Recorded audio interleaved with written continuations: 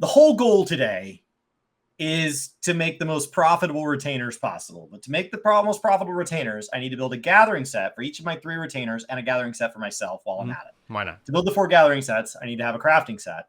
My crafting set was best in slot 6.1, so I hadn't updated it for the 6.3 set. So then I was like, well, I'm going to update it for the 6.3 set. But when deciding to update it for the 6.3 set, I was like, well, when does this thing get replaced again anyway? If it gets replaced in 6.4, I just want to go buy a set with somebody else's name on it. But if I'm going to have this for a while, I'm happy to dive down this rabbit hole. So then I went through and I Googled all of the gear that has been dropped in Endwalker to determine the dropping rate. Like, how often do we get sets dropped? And I was like, well, I don't know what's typical. So I went back to Shadowbringers and I looked up all those sets of gear and I built a spreadsheet that went over when we get gear, what the type is it best in slot? And so I saw that, like, crafters are wildly underloved content, which I kind of knew in the back of my head. And so they really only get a set once a year. And so if you just treat it like a post level cap grind, like if you just treat it like instead of being level 90 or level 90 plus 1 and then level 90 plus 2, there's basically a level 90 set that drops with the expansion.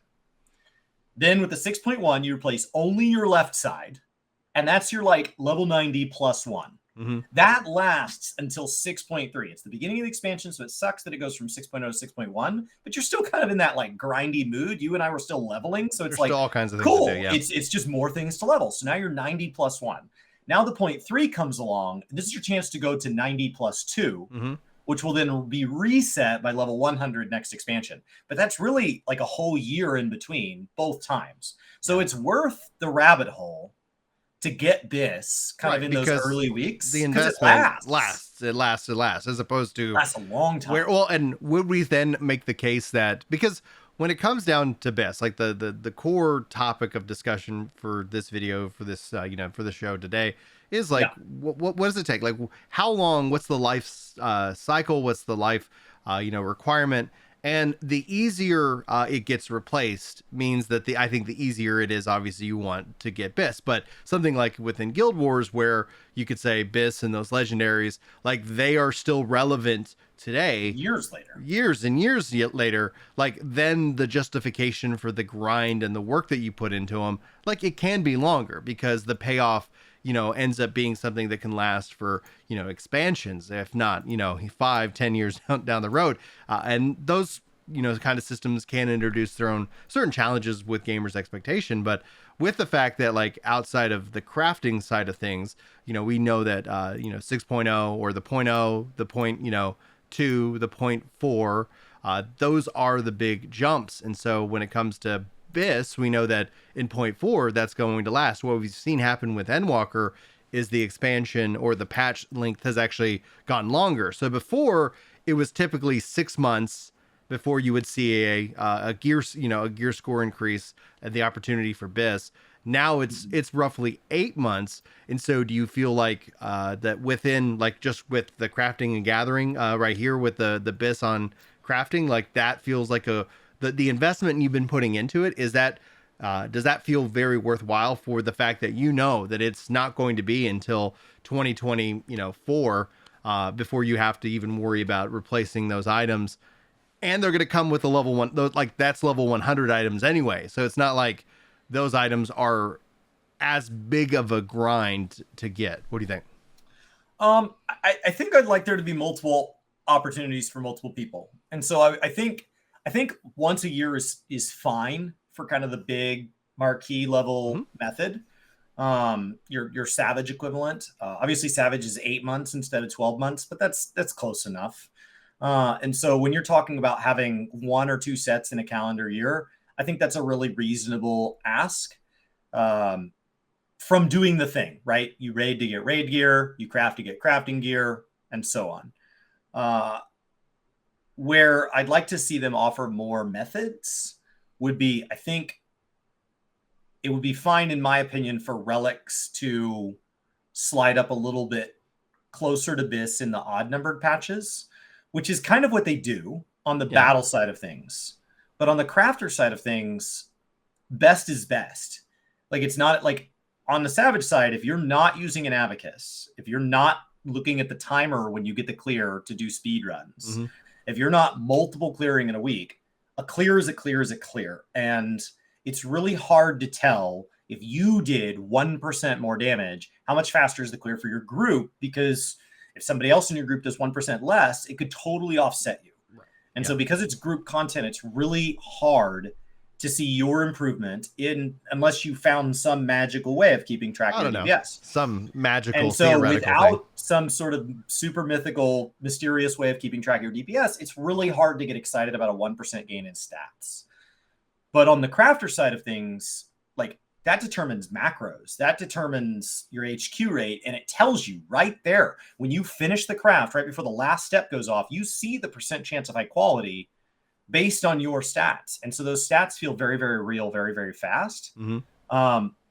And so it feels weird to me that since the crafting relic is so crafting based, that the crafting relic sets aren't a bigger thing. Basically what you end up with is you have a script set that launches on launch, and then you have script sets that drop throughout the expansion. The final script set drops with the 0.4 patch, which is the only script set that offers anything left side. And that effectively acts as gear that's good enough to carry you into the base of the next expansion. So it basically becomes that poetic set that kind of catches up. But it can't have anything melded to it. It can't be upgraded in any way. There's no amount of crafting that makes it better. So for somebody who's truly into crafting, the script sets effectively become cosmetic. That's it. They just become a place to dump your scripts for glam. So then you end up with crafted sets being the only ones that matter, because you get a crafted set on launch, you get a partial set with 0.1, you get a full set with 0.3. Mm-hmm. That's kind of the gist. Then you have 0.4, 0.5, and those are 0.55. Right. Like you have, those are all BIS. You have a lot of time. And then the relic is something that was new in Shadowbringers. Sky Steel tools were brand new in Shadowbringers. So it's hard to view that as like a trend line. Because we don't know if that's how it's going to continue.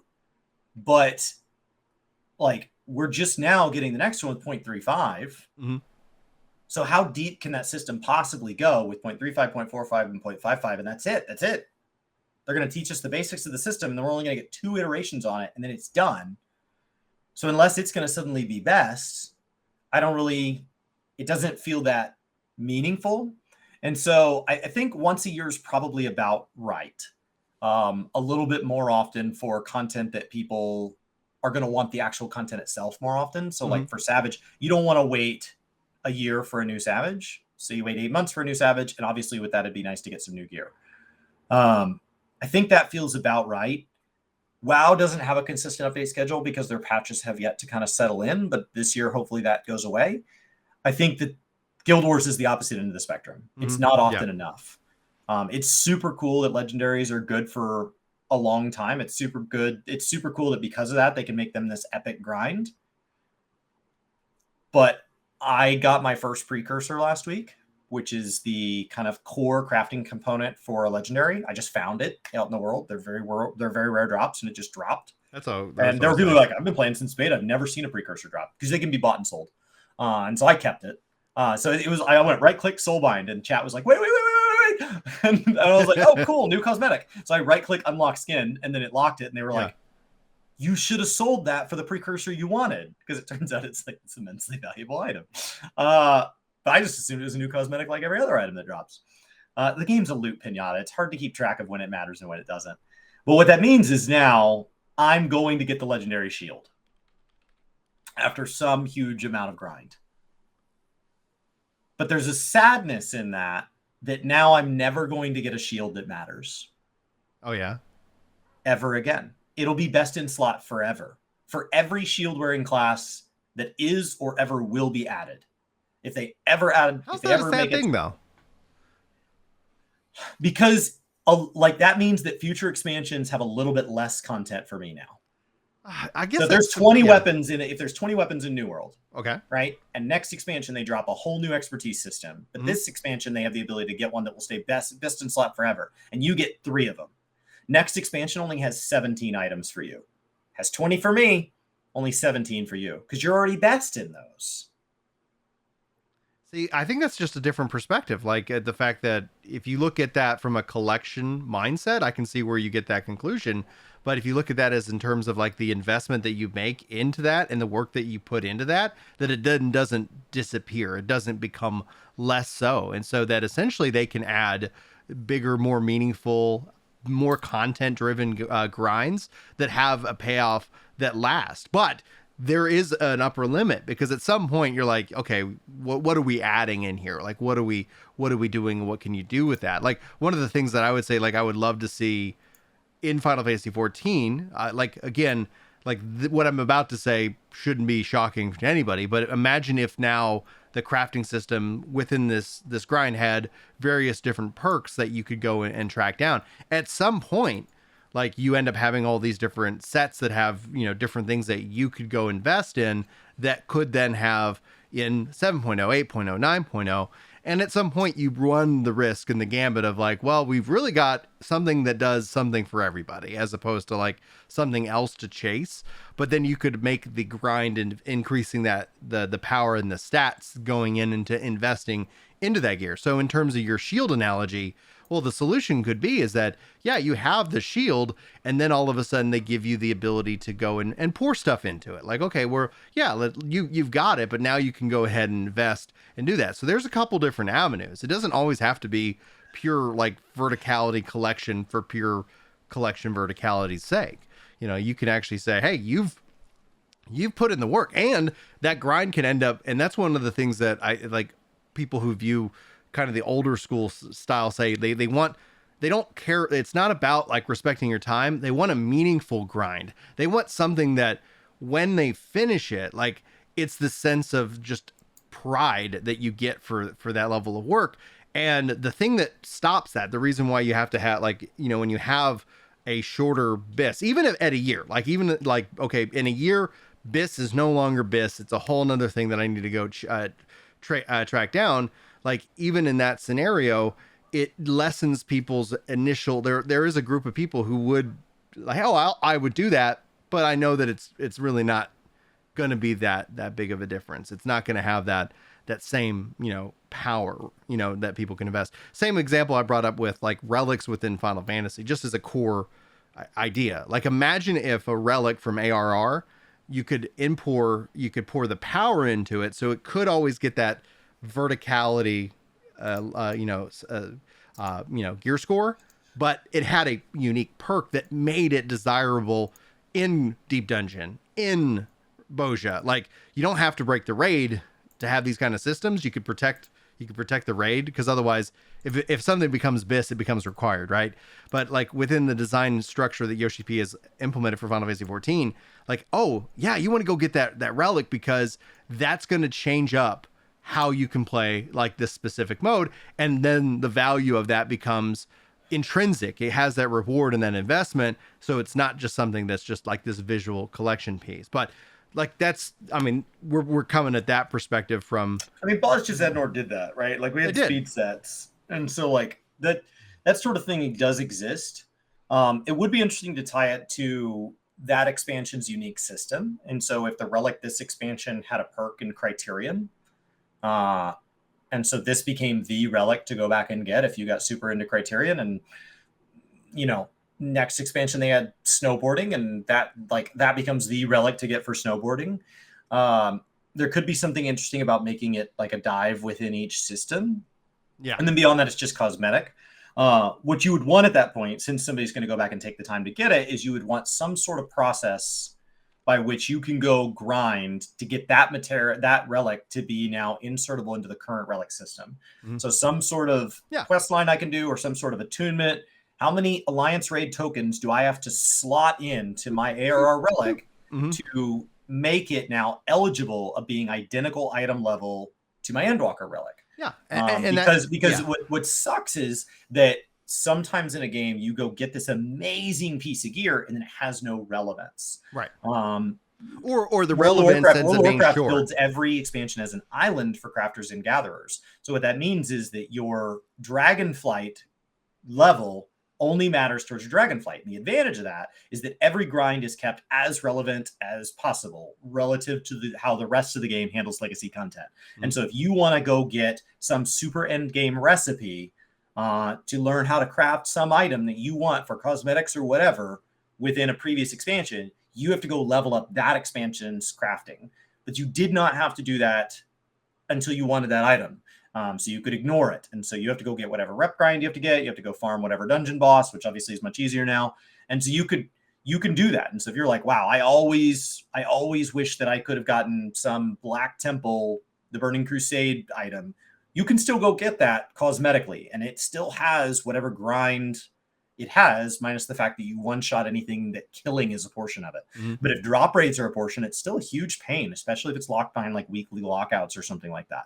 So it kind of tries to preserve that, but then their battle system doesn't. Their battle system says the current raid is all that matters, and every previous raid gets reset every time. And so then it's just a question of how often do raiders want raids, because your loot system is now only determined by raids.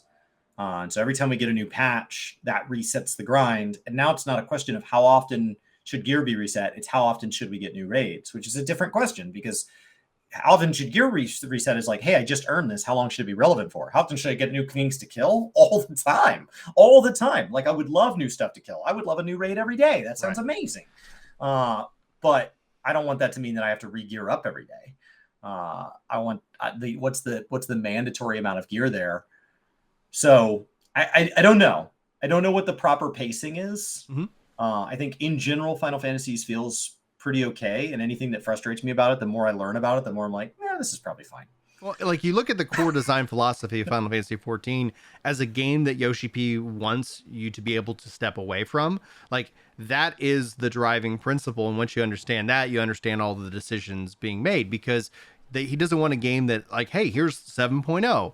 Oh, you didn't, you decided to take a break and you skipped the last expansions. We've talked to numerous people who are like, I haven't played since Heavensward. I haven't played since Stormblood, and I'm back now. Like, you don't want to sit here and be like, oh, well, I don't know why you're trying to come back, because you got off the train and then the train has already left. You're no longer able to do that. And that's what a lot of the old school MMOs had, that intimidation factor, because it's like, how much time am I going to need to put into it? And the answer in Final Fantasy XIV's case is, hey, we have a story-driven, narrative-based experience. That is our true gate. You can skip it if you absolutely necessary, and we built in a tool that allows you to do so, and then still go back and check out the things that maybe you skipped over, if that's something that you desire. But there's an entry cost to that. Otherwise, you can play and you can go forward from there.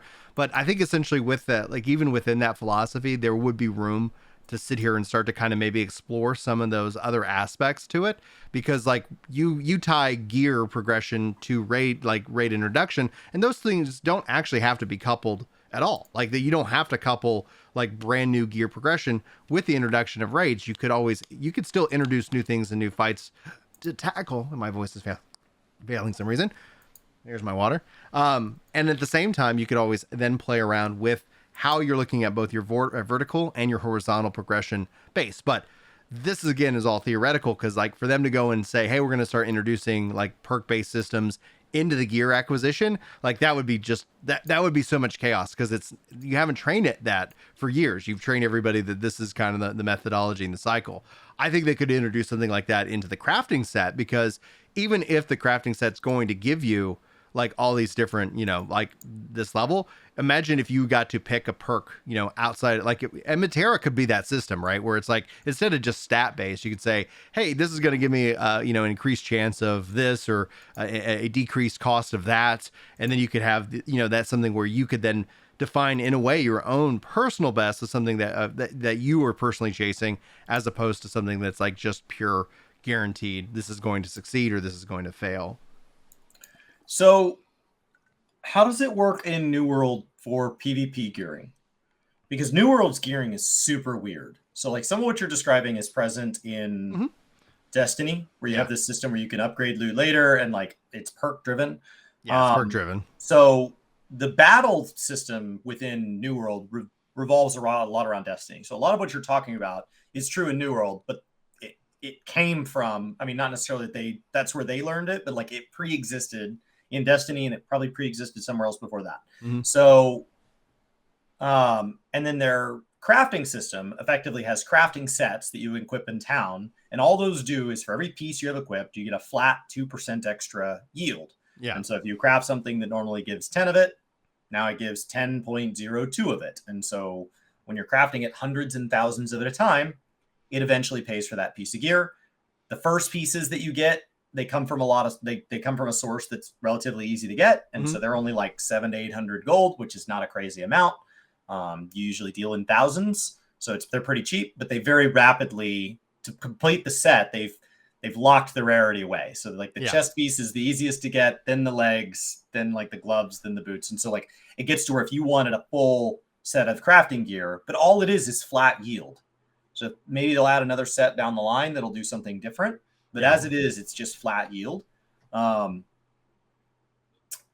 then they tie zone reputation into things like crafting cost. There's a cost to use the local station, smeltery, the local crafting station. And so as you rank up in the zone, you do have the ability to do things like alter how much you pay to sell things at the market board there, alter how much you pay to use their crafting stations. And since it's all about yield and cost, that starts to move those percentage efficiencies. But PvP is the one area that I don't fully understand in New World. Yeah, so there are perks, and there are also PvP specific perks.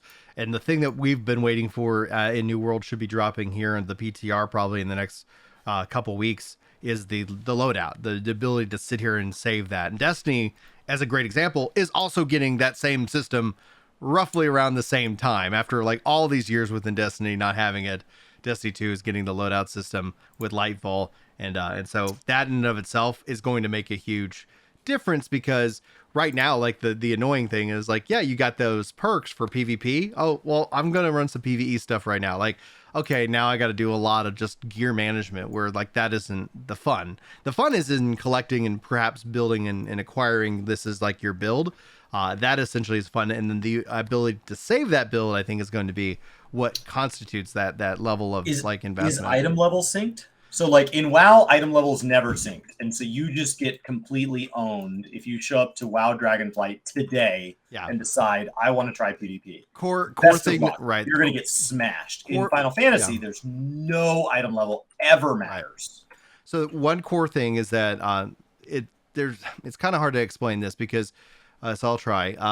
Being that it's an action-based combat system and not a tab-targeted combat system, there's always going to be skill-based. There is some slight syncing or some slight scaling when it comes to your gear, but gear score doesn't constitute BIS in New World, nor does it constitute BIS in Destiny. It's there as one piece of that puzzle, but what you're looking at is stats and perks. And so when it comes down to scaling, perks are not scaled whatsoever. And a skilled player, we've even seen like low level 20 and level 30 players kick level 60 players' butts, which then is very funny because the 60 player will go out and complain that there's like, what's happening? What's broken here? And it's like, no, that player was just more skilled than you. You would have won if you actually had hit them, as opposed to like lock on target, use skill. So there is a skill gap that exists as a part of the action combat system overall, but there is some slight scaling, but they've experimented with it a little bit. So like the level 60 content isn't like, they don't have scaling in the matchmaking pieces of content yet. And they're kind of toying around with what is the right approach. And the first answer is they need cross server play, because if they're going to do scaling at any degree, you're going to want to be able to get into matches quickly, as opposed to like worrying about like any of the stats themselves. But if you have more gear and more perks, you have a numerical advantage over somebody who does not.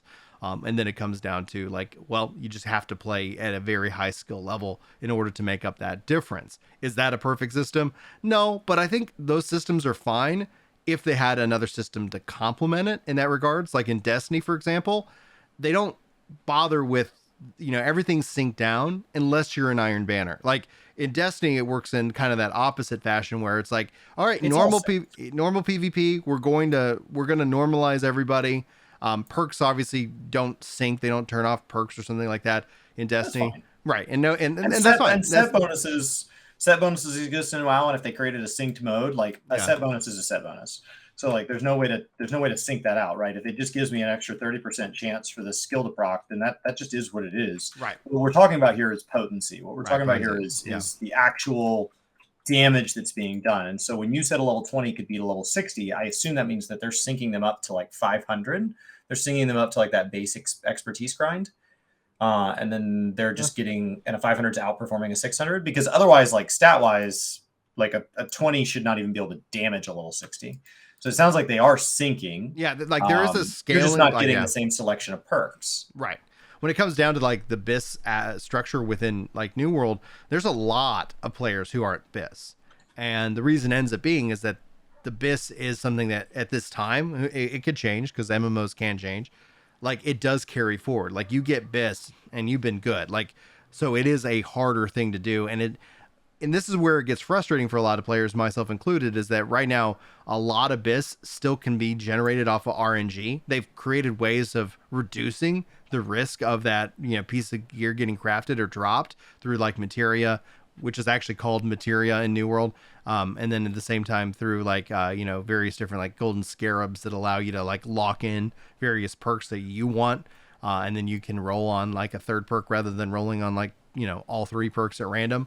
But still, like ends up being a bigger cost. And you've probably seen that if you've looked at the markets in New World, where you're like, hey, here's this tier, 5, legendary piece of gear. Oh, cool. Okay, why is this one 5,000 and why is this one 250,000? Like that's how Diablo works, right? Yeah. Like if you put random stats on things, then people will determine what the desirable stats are, and then that will become the thing to chase. And anything less than that is a pretty substantial compromise. And so if I find the third best in slot and I want the best in slot, like I'm not going to spend half my money to get the second best. Like I'd rather just save up. Yeah. So that causes that gap. So then the only person willing to buy second, third, fifth best in slot is somebody who's like a fresh ding, and it's all better. Yeah. And so then everything here is an upgrade. I'll take it. Everything's an upgrade. And so then those people are willing to buy a reasonable way up. And then they're like, okay, and then that's where I'll sit until I can afford the big boy stuff. Within PvP, I think the thing shifts. We talked about kind of like, in my opinion, the battle system should have an updated gear score every time there's new battle content. So the question is not how often should we update gear score, it's how often should we update battle content. Within crafting and gathering, I would like to see a slower burn. I would like to see them in between content cycles add more methods, grindier methods, because the way of acquiring gear is the content itself. In battle, yes, at the end, the loot drops, but you still got to fight the boss, even if you didn't get a piece this week. And so, but the act of crafting, like, if you don't care for money making, it's the same craft over and over and over. I don't know, like it doesn't feel as exciting as beating the same 4 bosses over and over, because crafting in like Final Fantasy 14 is a macro. Crafting inside World of Warcraft and Guild Wars is click and click, point and click. Yeah. And crafting in New World is drag the slider, then hit click. Yeah. So like crafting itself is never that exciting of an experience. So it would be nice to have these bigger goals. I think Ishgardian Restoration in Final Fantasy 14 was a great example of a way to give people something to chase. I liked that a lot. So I would like to see more things like that. So now the only remaining category is PvP. And should gearing matter? I think Destiny has it best with a scaled system. And then having a special mode like Iron Banner that's not all the time, so it ends up being something exciting that you can go and throw and, test out. Hey, yeah, I do have better gear than you, and that does give me an advantage because that investment pays off. Yep. Yeah, and so I agree. Like, I think Destiny's PvP, they knock it out of the park in that respect, with the one exception that you and I both agree on, that we wish that Destiny had a kind of a curated PvP that it's like, yeah, you don't have those guns that everybody else is kicking your butt with. Yeah, their perks are too powerful. Let's go with a gun game. Like, it's literally like in this one special mode, like you get to play with the coolest guns, and you get to then see like, oh, that was fun. I really like that gun. Let me go try it out. Let me go figure out how to get it myself. Tell me where it comes from. Yeah. Did you Honestly, know? I don't know why they don't do that, because it would also be like, and that's so weird. 3 of the guns currently in rotation come from this expansion. That's now on sale. It's now Like, on sale. like Check it out. so like it does feel weird that they're not using it as that marketing ploy to kind of invite people into content that they weren't going to do otherwise. It's like, oh, you didn't play this expansion? Well, that's where it's from. So I think that would be really cool. Chris just posted in chat that they're talking about their year ahead. If that's already on there, well, good for them. So like I would love to see it because the perks are really powerful, but from a scaling standpoint, I really like that. I do feel PvP is the one mode that has to be updated more often because it gets stale if like one class or one build or one method of playing dominates. And so to shake up the meta, you have to tell people that what they think is best isn't necessarily best. Because once people determine something is best, even if it's pretty close, even if it's just a 1% advantage among players who are incredibly skilled, and that doesn't affect the majority of players' outcomes, they're still going to predetermine that. And they're all going to complain every time they get beaten by a mage or whatever, because like, oh, they're the best. Even if it's just 1%. So the best way to just keep it more fun and get away from that is to just update it all the time. And so I think PvP should be updated pretty regularly. From a gearing standpoint, I think PvP should invite people in casually where gear doesn't matter. And then if at the end of every season you want to have an invitational, it's like, hey, you had 3 months before the invitational begins. The invitational is gear based. So if at any time during the 3 months you built up a PvP set, you're all good. Now everybody with the PvP set, everybody who's done the buy-in, everybody who has proven that they've played at least this much PvP, you guys are going to duke it out for some new higher level rewards, cosmetics, whatever. And then the whole thing will hit start. We'll just hit restart again. And that can be every 3 months, 6 months, doesn't matter. I think PvP seasons can be a lot shorter because the boss is the other player. And that's how we've come to the seasonal based MMO design that some players have expressed frustration with, but like it's a model that's working right now. A lot of people when you go out to Reddit, you get a lot of different opinions. But in the MMO category, a lot of people express frustration that MMOs are seasonal. But when you look at the numbers and the science behind it, like it is a business model that clearly I think is working.